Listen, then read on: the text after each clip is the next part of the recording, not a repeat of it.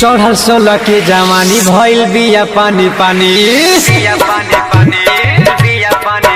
चढ़ल 16 के जवानी भइल बिया पानी पानी। चढ़ल 16 के जवानी भइल बिया पानी पानी। चढ़ल 16 के जवानी भइल बिया पानी पानी। इ त बुढ़ो के मन तरसावेले।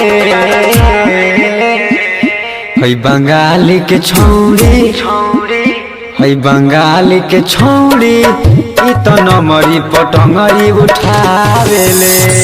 है बंगाली के छौड़ी इ त नमरी पटंगरी उठावेले। DJ Shivnarayan, DJ Shivnarayan, DJ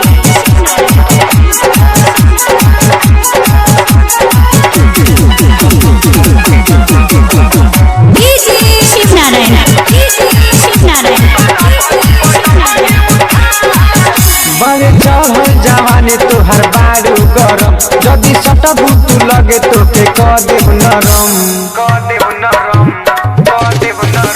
बाजे चढ़ल जवानी तोहर बारू गरम। जदि सटबू तू लगे तोके क देव गरम। जब मारब हम मिला के तेहू भागबे चिला के जनी हमारा के तेहू तरसाऊ रे।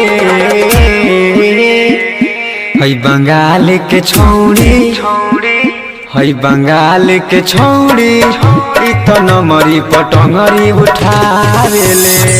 है बंगाल के छौड़ी इ त नमरी पटंगरी उठावेले।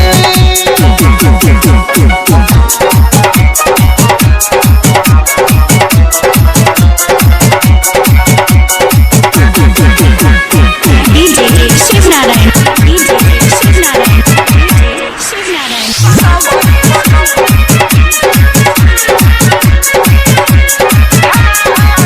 हम जिला सिवान के ढुका दे हो पार। तोहर तो पल जो बनावा हो जाई उघार।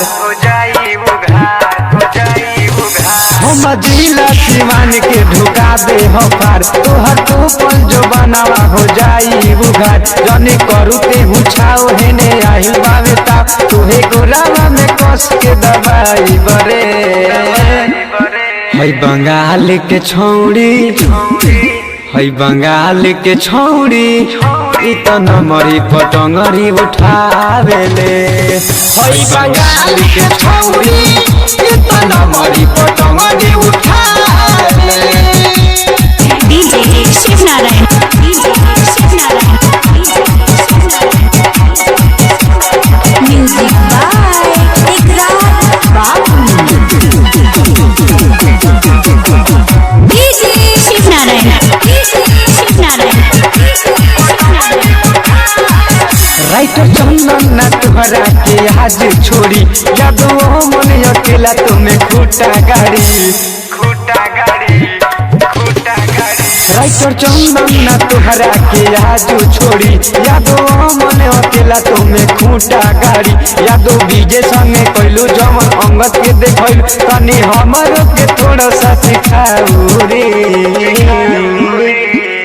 है बंगाल के छौड़ी, है बंगाल के छौड़ी इ त नमरी पटंगरी उठावेले। है बंगाल के छौड़ी इ त नमरी पटंगरी